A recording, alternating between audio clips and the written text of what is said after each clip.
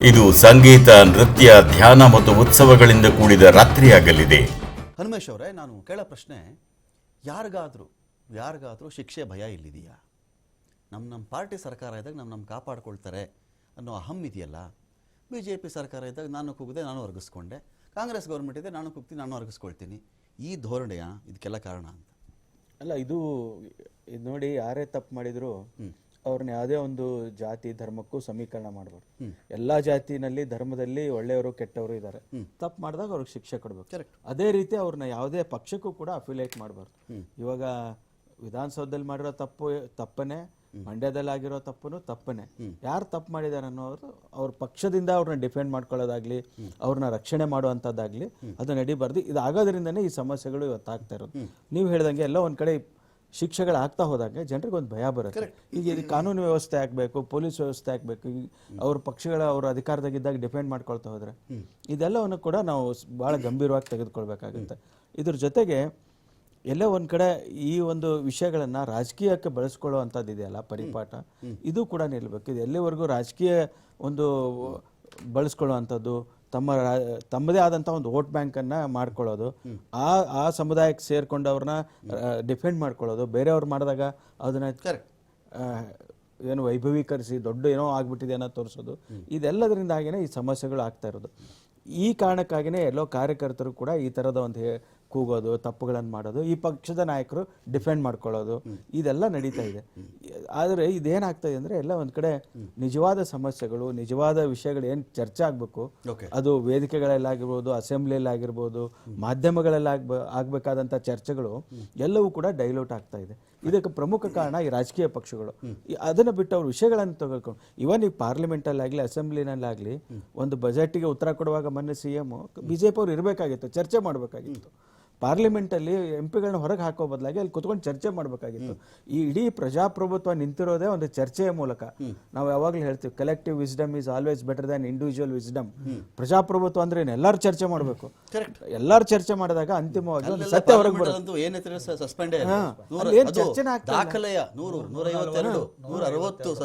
ಈಗ ನಾವು ಏನ್ ಮಾಡ್ತಾ ಇದೀವಿ, ಯಾರೋ ಇಲ್ಲಿಂದ ನಾವು ಪಾರ್ಲಿಮೆಂಟ್ ಕಳ್ಸೋದು, ಅಲ್ಲಿ ನಾವು ಆಚೆ ಕಳ್ಸೋದು. ಅಲ್ಲಿಂದ ಇದು ಯಾಕೆ ಆಗ್ತಾ ಇದೆ? ಯಾಕೆ ನಾವು ಒಬ್ಬರನ್ನ ಯಾರೋ ತಪ್ಪು ಮಾಡಿದ ತಕ್ಷಣ ಅವ್ರ ಜಾತಿ ಧರ್ಮದಿಂದನೇ ಅವ್ರ ಐಡೆಂಟಿಫೈ ಮಾಡಬೇಕು, ಅವ್ರ ಪಕ್ಷದಿಂದನೇ ಐಡೆಂಟಿಫೈ ಮಾಡಬೇಕು? ತಪ್ಪು ಯಾವುದೇ ಪಕ್ಷದವರಾಗಿರಲಿ, ಯಾವುದೇ ಜಾತಿಯವರಾಗಿರಲಿ, ಯಾವುದೇ ಧರ್ಮದವರಾಗಿರಲಿ, ಅವ್ರಿಗೆ ನಿರ್ದಾಕ್ಷಿಣ್ಯವಾಗಿ ಕ್ರಮ ಆಗಬೇಕು. ಅದು ಆದಾಗ ಜನರಿಗೆ ಒಂದು ಭಯ ಬರುತ್ತೆ, ಇಲ್ಲಿ ವ್ಯವಸ್ಥೆ ಇದೆ ಅಂತ ಆಗುತ್ತೆ. ಮತ್ತೆ ಇದ್ರ ಜೊತೆಗೆ ನೀವು ಹೇಳ್ದಂಗೆ ಆ ವಿಧಾನಸೌಧದಲ್ಲಿ ನಡೆದಂತ ಘಟನೆ ಏನಿದೆ, ಮಾಧ್ಯಮಗಳು ಅದನ್ನ ವರದಿ ಮಾಡಿ ಅಲ್ಲಿ ಏನಾಗಿದೆ ಅಂತ ಕೇಳಿದಾಗ ಅಲ್ಲಿ ಏನು ಬಹಳ ದುರಹಂಕಾರದ ವರ್ತನೆ ಅಂತ ನಾವು ಹೇಳ್ಬೇಕಾಗತ್ತೆ. ನಾಜೀರ್ ಹುಸೇನ್ ಅವರು ಅವ್ರ ಕಡೆಯಿಂದ ಕಾಂಗ್ರೆಸ್ ಪಕ್ಷ ಒಂದು ಕೇಳಿಸ್ಬೇಕಾಗಿತ್ತು. ಯಾಕೆ ಮಾಧ್ಯಮಗಳು ಯಾರು ಸ್ವತ್ತು ಅಲ್ಲ. ಅವ್ರು ಇವತ್ತು ಕಾರ್ಯಾಂಗ ಇರ್ಬೋದು, ನ್ಯಾಯಾಂಗ ಇರ್ಬೋದು, ಶಾಸಕಾಂಗ, ಯಾರು ಎಲ್ಲರಿಗೂ ಸರ್ಕಾರದ ಸವಲತ್ತು ಸಿಗುತ್ತೆ. ಏನು ಸರ್ಕಾರದ ಸವಲತ್ತು ಇಲ್ಲದೆ ಕೆಲಸ ಮಾಡುವಂತ ಒಂದು ಯಾವ್ದಾದ್ರೂ ಅಂಗ ಇದ್ರೆ ಪ್ರಜಾಪ್ರಭುತ್ವದ ಪ್ರಮುಖ ಅಂಗ ಅದು ಮಾಧ್ಯಮ. ಹೀಗಾಗಿ ಮಾಧ್ಯಮ ಯಾರ ಹಂಗಿನಲ್ಲೂ ಇಲ್ಲ. ಮಾಧ್ಯಮಗಳಿಗೆ ಅವರು ಈ ರೀತಿ ಮಾತನಾಡೋದಿದೆಯಲ್ಲ, ಅದನ್ನ ಯಾರು ಕೂಡ ಸಹಿಸೋದಕ್ಕೆ ಸಾಧ್ಯ ಇಲ್ಲ. ಬಹುಶಃ ಅಲ್ಲಿ ಕಾಂಗ್ರೆಸ್ ಎಡವು ಇದೆ ಅಂತ ಹೇಳ್ಬೇಕಾಗುತ್ತೆ. ರಘು, ಜಸ್ಟ್ ಬಿಕಾಸ್ ಮಾಧ್ಯಮಗಳ ಸಂಖ್ಯೆ ಜಾಸ್ತಿ ಆಗಿದೆ, ಮೊದಲಿಗಿಂತ 20 ವರ್ಷಗಳ ಹಿಂದಿನ ಕಾಲಕ್ಕೆ ಹೋಲಿಸ್ಕೊಂಡ್ರೆ ಈಗ ಅವರ ಸಂಖ್ಯೆ ಜಾಸ್ತಿ ಇದೆ, ಅವೈಲಬಿಲಿಟಿ ಜಾಸ್ತಿ ಇದೆ. ಯಾವ ಟಿವಿಲಿ ಬೇಕಾದ್ರೂ ನಾನು ಬರ್ತೀನಿ, ಯಾವ ಪೇಪರ್ಗಳಾದರೂ ಬರ್ತೀನಿ, ಯಾವ ಸೋಷಿಯಲ್ ಮೀಡಿಯಾದಲ್ಲಾದರೂ ನಾನು ಬರಬಲ್ಲೆ ಅನ್ನೋ ಕಾರಣಕ್ಕೆ ಮಾಧ್ಯಮವನ್ನು ಯಾವೊಬ್ಬ ವ್ಯಕ್ತಿನೂ, ಯಾವೊಬ್ಬ ಸೋಕಾಲ್ಡ್ ಪುಡಾರಿನೂ, ಯಾವುದೋ ಪುಡಾರಿ ಹೆಂಗೋ ಟ್ರೀಟ್ ಮಾಡೋಕ್ಕೆ ಬರಲ್ಲ. ಇರ್ತವೆ, ನಾನು ಎಲ್ಲ ಮಾಧ್ಯಮಗಳು ಶ್ರೇಷ್ಠ, ಎಲ್ಲ ಪತ್ರಕರ್ತರು ಅದ್ಭುತ, ನಾನು ಯಾವತ್ತೂ ಮಾತನಾಡಲಾರೆ. ನಮ್ಮ ಮಿತಿಗಳು ನಮಗೂ ಗೊತ್ತಿರ್ತವೆ. ಒಂದೊಂದು ಪಾರ್ಟಿಲಿ ಹೇಗೆ ಕೆಲವು ಕೆಟ್ಟ ಹುಳುಗಳಿರ್ತವೋ ಇಲ್ಲೂ ಇರಬಹುದು, ನಾನು ಅಲ್ಲಗಳಿಯಲ್ಲ ಅದನ್ನು. ಹಾಗಂದ ಮಾತ್ರಕ್ಕೆ ಸಂಖ್ಯೆ ಜಾಸ್ತಿ ಇದೆ. ಇದೇ 20-22 ವರ್ಷಗಳ ಹಿಂದೆ ಹನುಮೇಶ್ ಯಾವಗಲ್ ಅವರು ಕೆಲವು ವಾಹಿನಿಗಳ ಕೆಲಸ ಮಾಡಿರ್ತಕ್ಕಂಥ ವ್ಯಕ್ತಿ. ಒಂದೊಂದು ಬೈಟ್ಗೆ ಡೆಲ್ಲಿನಲ್ಲಿ ಎಂತೆಂಥ MP ಗಳು, ಎಂತೆಂಥ ಮಿನಿಸ್ಟ್ರುಗಳು, ನಮ್ಮದೊಂದು ಸ್ವಲ್ಪ ತೋರಿಸ್ಬೋದಾ ನಿಮ್ಮ ಟಿವಿನಲ್ಲಿ, ಇವತ್ತೇನೋ ಮಾತಾಡಬೇಕು ಅಂತ ಇದ್ದೀನಿ. ಆ ಕಾಲ ಇತ್ತು ರಘು, ಆ ಕಾಲ ಇತ್ತು. ಡೆಲ್ಲಿಗೆ ಹೋದರೆ ಪತ್ರಕರ್ತರ ಗೆಳೆಯರು, MP ಗಳು ಊಟ ಮಾಡೋರು ಇದ್ದಾರೆ, ಸಚಿವರುಗಳು ಊಟ ಮಾಡೋರು ಇದ್ದಾರೆ ಜೊತೆಯಲ್ಲೇ. ಇದಿದೆ 2-3 ಮಾಧ್ಯಮ ಅಂಥೇಳಿ. ಆ ಕಾಲ ಬದಲಾಗಿ ಎಷ್ಟೊಂದಿದ್ದಾವೆ. ಯಾವನ್ ಬೇಕಾದ್ರೂ ಕವರ್ ಮಾಡ್ತಾನೆ, ಯಾವನ್ ಬೇಕಾದ್ರೂ ಮಾತಾಡಿಸ್ಬೋದು. ಒಂದು ಮಾತ್ರಕ್ಕೆ ಟೇಕನ್ ಫಾರ್ ಗ್ರಾಂಟೆಡ್ ಆಗಬಾರ್ದು ಅಂತ. ಖಂಡಿತವಾಗ್ಲೂ ಇಲ್ಲ ರಮ್ಮ. ಖಂಡಿತ ನಾನು ಕೂಡ ಮಾಧ್ಯಮದ ಏನು ಇದನ್ನ ಅಟಾನಮಿ ಏನಿದೆ ಅದನ್ನ ಖಂಡಿತ ಗೌರವಿಸ್ತೇನೆ. ಯಾಕೆ ಅಂತಂದ್ರೆ ಪ್ರಜಾಪ್ರಭುತ್ವದ ಉಳುಕುಗಳನ್ನ, ಪ್ರಜಾಪ್ರಭುತ್ವದಲ್ಲಿ ನಡೆತಕ್ಕಂಥ ತಪ್ಪುಗಳನ್ನ ಹೊರಗಡೆ ತಳಿಸುವ ಜವಾಬ್ದಾರಿ ನಾಲ್ಕನೇ ಅಂಗವಾಗಿ ಪತ್ರಕರ್ತರು. ಫುಲ್ ಪ್ರೂಫ್ ಅಂತ ನಾನು ಹೇಳ್ತಾ ಇಲ್ಲ, ಎಲ್ಲ ಕಡೆ ಇರುವಂತೆ ಇಲ್ಲೂ ಇರಬಹುದು. ಅಲ್ಲ ಖಂಡಿತ ಯಾವಾಗ್ಲೂ ಈಗ ಒಂದು ಇದರಲ್ಲಿ ಇದೇ ಇರುತ್ತೆ. ಸೊ 100% ಟ್ರಾನ್ಸ್ಪರೆನ್ಸಿ ಇದೆ, ನಾವು ಈ ಸ್ಥಿತಿಗೆ ಬರ್ತಾನೆ ಇರಲ್ಲ. 100% ಉಳುಕುಗಳಿದೆ, ಅದು ಸರಿಪಡಿಸ್ಕೊಂಡು ಮುಂದೆ ಹೋಗ್ಬೇಕು.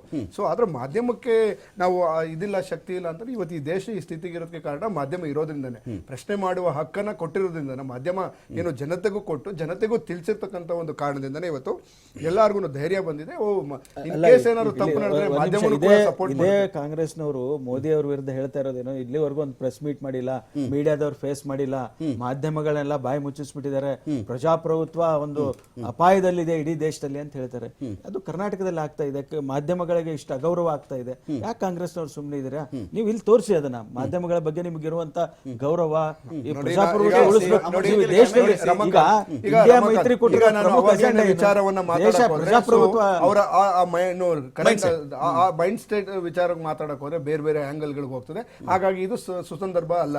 ಸೊ ನಾನು ಅಲ್ಟಿಮೇಟ್ ಆಗಿ ಹೇಳ್ತಾ ಇರ್ತಕ್ಕಂಥ ಏನು ಅಂತಂದ್ರೆ, ಮಾಧ್ಯಮದವರಿಗೆ ಅವ್ರದಂತ ಒಂದು ಜವಾಬ್ದಾರಿ ಇದೆ, ಆ ಜವಾಬ್ದಾರಿಯನ್ನು ಮಾಡ್ತಾ ಇದ್ದಾರೆ. ಅದು ಕೆಲವರುಗಳು ಆಲ್ರೆಡಿ ಮಾಡ್ತಾ ಇದ್ದಾರೆ. ನಿಜವಾದಂತ ಏನೋ ಒಂದು ಇದು ಸುಪಾರಿ ತೆಗೆದುಕೊಂಡು ಕೆಲಸ ಮಾಡುವಂತವ್ರು ಇದ್ದಾರೆ, ಅವ್ರು ಬೇರೆ ಮಾಡ್ತಾರೆ. ಅದನ್ನು ಅವರು ನೀವು ಒಳ್ಳೆ ಕೆಲಸ ಮಾಡಿದ್ರು ಕಂಟಿನ್ಯೂ ಮಾಡ್ತಾರೆ, ಅವ್ರ ಕೆಲಸನೇ ಅದು. ಸೊ ಓವರ್ ಆಲ್ ಆಗಿ ಏನು ಅಂತ ಹೇಳಿದ್ರೆ, 100 ಜನ ಅಪರಾಧಿಗಳಿಗೆ ಶಿಕ್ಷೆ ಆಗದೆ ಇದ್ರೂ ಪರವಾಗಿಲ್ಲ, ಒಬ್ಬ ನಿರಪರಾಧಿಗೆ ಆಗ್ಬಾರ್ದು, ಒಬ್ಬ ನಿರಪರಾಧಿಗೆ ಆಗಬಾರ್ದು. ಎಲ್ಲ ಕಡೆ ಎಲ್ಲರೂ ಅದೇ ತರ ನೋಡಿ. ಈಗ ಮಾಧ್ಯಮನು ಕೂಡ ಒಂದೇನಾಗಿದೆ, ಮಾಧ್ಯಮನು ಈಗ ನಾವು fourth pillar of the democracy ಅಂತ ಹೇಳ್ತೀವಿ. ಮಾಧ್ಯಮ 4ನೇ ಪಿಲ್ಲರ್ ಆಗಿದ್ದಕ್ಕೋಸ್ಕರ ಈ ಮೂರನ್ನು ಕರೆಕ್ಟ್ ಆಗಿ ಕೆಲಸ ಮಾಡಕ್ ಆಗ್ತಾ ಇರ್ತಕ್ಕಂಥದ್ದು. ಇನ್ ಕೇಸ್ ಇವರು ಮಾಧ್ಯಮನೇ ಇಲ್ಲ ಅಂದಿದ್ರೆ ಇಂಡಿಪೆಂಡೆಂಟ್ ಇವ್ರು 3 ಜನ ಯಾರಿಗೂ ಎದುರುತ್ತಿರ್ಲಿಲ್ಲ. ಸೊ ಇನ್ನೊಂದು ಕಣ್ಣಿದೆ ಇರಪ್ಪ ಅಂತ ಹೇಳಿ, ಕ್ಯಾಮ್ರಾ ಕಣ್ಣಿದೆ ಅಂತ ಯಾರು ಎದುರ್ತಾನೆ ಇರ್ಲಿಲ್ಲ. ಸೊ ಹಾಗಾಗಿ ಬಟ್ ಕ್ಯಾಮ್ರಾದಲ್ಲೂ ಕೂಡ ಆ ಏನು ನಾವು ಚೌಕಟ್ಟನ್ನ ಅಂತ ಏನ್ ಹೇಳ್ತೀವಲ್ಲ, ಮಾಧ್ಯಮದ ಚೌಕಟ್ಟು, ಮಾಧ್ಯಮದ ಜವಾಬ್ದಾರಿ, ಏನು ಲಜ್ಜೆ ಅಂತೇನೋ ಇನ್ನೂ ಒಳ್ಳೊಳ್ಳೆ ಪದಗಳಿದಾವೆ. ಅದನ್ನೆಲ್ಲ ಮೀರಿ ಕೆಲವರು ಹೊರಗಡೆ ಹೋಗಿ ನಿಜವಾಗ್ಲೂ ಕೆಲವು ಟೈಮ್ ಏನಾಗ್ತದೆ, ಮಾಧ್ಯಮ ಈ ಹಂತಕ್ಕೂ ಹೋಗ್ಬೋದಾ, ಸೊ ಈ ಹಂತನೂ ದಾಟೋಗಿದ್ಯಾ ಅನ್ನೋ ಒಂದು ಕೆಲವು ಇದು. ಮಂಡ್ಯ ಏನ್ ಮಾಡೋಣ ಹೇಳಿ, ಈಗ ಮಂಡ್ಯ ಕತೆ ಏನ್ ಮಾಡೋಣ ಹೇಳಿ. ಅಲ್ಲ, ಮಂಡ್ಯ ಆಲ್ರೆಡಿ ಏನು ಆಕ್ಷನ್ ತೆಗೆದುಕೊಂಡಿದ್ದಾರೆ ಅವರನ್ನ. ಸೊ ಕಾನೂನಿನ ರೀತಿ ಅವರಿಗೆ ಅಲ್ಲ, ಈಶ್ವರಪ್ಪ ಇನ್ನೋಸೆಂಟ್ ಅವರು, ಈಶ್ವರಪ್ಪನವ್ರು ಇನ್ನೋಸೆಂಟ್. ಈಶ್ವರಪ್ಪನವರಿಂದ ಸರ್ಟಿಫಿಕೇಟ್ ತಗೊಂಡು ನಾವು ಯಾರು ಒಳ್ಳೆಯವರು ಯಾರು ಕೆಟ್ಟವರು ಅಂತ ನಾವು ತೀರ್ಮಾನ ಮಾಡ್ಬೇಕಾ? ಸೇಡಿನ ಕ್ರಮ ಅಲ್ಲ, ಅವ್ರ ಬಾಯಲ್ಲಿ ಇನ್ನೇನು ಬರುತ್ತೆ ಹೇಳಿ? ಕತ್ತಿ ತಗೊಂಡು ಕತ್ತಿಸ್ತೀನಿ, ನಾಲ್ಗೆ ಕತ್ತಿಸ್ತೀನಿ ಅಂತ ಹೇಳಿದವರು ಯಾರು? ಮಾತೆದ್ರು ದ್ವೇಷ ಮಾಡ್ತಾ ಇರ್ತಕ್ಕಂಥದ್ದು ಇದೇ ಈಶ್ವರಪ್ಪನವರು. ಫಸ್ಟ್ ಆಫ್ ಆಲ್ ಈಶ್ವರಪ್ಪನವರು ಈ ಮಾತಿಗೆ ಅವರ ಮಾತನ್ನು ನಾವು ಗಂಭೀರವಾಗಿ ತೆಗೆದುಕೊಳ್ಬೇಕಾ? ಅವ್ರು ಹೇಳಿರ್ತಕ್ಕಂಥ ಎಲ್ಲಾ ಕಾಂಟ್ರವರ್ಸಿ ಸ್ಟೇಟ್ಮೆಂಟ್ಗಳನ್ನೇ, ಅದ್ಯಾವುದೋ ಒಂದು ಫ್ಲಾಗ್ಗೆ ಇದು ನ್ಯಾಷನಲ್ ಫ್ಲಾಗ್ ಅಂತ ಆಗೋ ಫ್ಲಾಗ್ ಹೋಗ್ಬಿಟ್ಟು ಬಾವುಟ ಹಾಕಿದ್ರೆ ತಪ್ಪೇನಿಲ್ಲ ಅಂತ ಹೇಳ್ತಾರೆ. ಇದು ಕೆಂಪು ಕೋಟೆಯಲ್ಲಿ ಹೋಗ್ಬಿಟ್ಟು ನಾವು ರಾಷ್ಟ್ರಧ್ವಜ ತೆಗೆದ್ಬಿಟ್ಟು ಭಾಗಧ್ವಜ ಹಾಕ್ತಿವಿ ಅಂತಾರೆ. ಸೊ ಹಾಗಾಗಿ ಕಾಂಟ್ರವರ್ಷಿಯಲ್ ಮನುಷ್ಯನ ನಾವು ಯಾವ ರೀತಿ ಕನ್ಸಿಡರ್ ಮಾಡ್ತೀವಿ? ಅವರು ಅರ್ಹರಲ್ಲ, ಈ ವಿಚಾರದಲ್ಲಿ ಕನ್ಸಿಡರ್ ಮಾಡಕ್ ಅರ್ಹರಲ್ಲ. ಸೊ ರಾಜಕೀಯವಾಗಿ ಅವರೇನೋ ಮಾಡ್ತಾ ಇದ್ದಾರೆ, ಅವ್ರದ್ದು ಏನೋ ಅವರ ಮುಸುಕಿನ ದಿನಗಳಲ್ಲಿ ಏನೋ ಕಾಲ ತಳ್ತಾ ಇದ್ದಾರೆ. ದೇಶಕ್ಕೂ ರಾಜಕೀಯಕ್ಕೂ ಹೇಗಿದು ಈ ನಂಟು? ಇದು ದೇಶದ ಬಗ್ಗೆ ಬಂದಿರೋ ಹೇಳಿಕೆ. ಇದು ರಾಜಕೀಯ ಪಕ್ಷಗಳು ಅವರವ್ರ ಬ್ಯುಸಿಲ, ಅವರವ್ರ ಸಮರ್ಥನೆಗಳಲ್ಲಿ ಅವರವರು. ಈ ದೇಶ ಅಂದ್ರೇನೆ ಒಂದು ಪಕ್ಷ ಅಲ್ಲ, ದೇಶ ಅಂದ್ರೇನೆ ಒಂದು ಪಕ್ಷ, ಪಕ್ಷ ಪ್ರೇಮ ಅಂದ್ರೇನೆ ದೇಶ ಪ್ರೇಮ, ವ್ಯಕ್ತಿ ಪ್ರೇಮನೇ ದೇಶ ಪ್ರೇಮ. ಆ ವ್ಯಕ್ತಿನ ಲವ್ ಮಾಡಿದ್ರೆ ದೇಶ ಲವ್ ಮಾಡ್ತಾ ಇದ್ದಾನೆ ಅಂತ, ಆ ವ್ಯಕ್ತಿನ ಲವ್ ಮಾಡಿಲ್ಲ ಅಂದ್ರೆ ಇವನು ಆಂಟಿ. ಇದು ಹೊಸದಾಗಿ 10 ವರ್ಷಗಳು ನೋಡಿದ್ರೆ ಆಂಟಿ ಅನ್ನೋ ಸ್ಟಿಕ್ಕರ್ ರೆಡಿ ಇರ್ತವೆ. ಯಾರಾದ್ರೂ ಪ್ರಶ್ನೆ ಕೇಳ್ಬಿಟ್ರೆ ಪಕ್ಷಗಳಲ್ಲಿ ನಾನು ಹೆಚ್ಚು ದೇಶ ಪ್ರೇಮಿ, ನಾನು ಹೆಚ್ಚು ದೇಶ ಪ್ರೇಮಿ ಅಂತ ಒಂಥರ ಕಾಂಪಿಟೇಷನ್.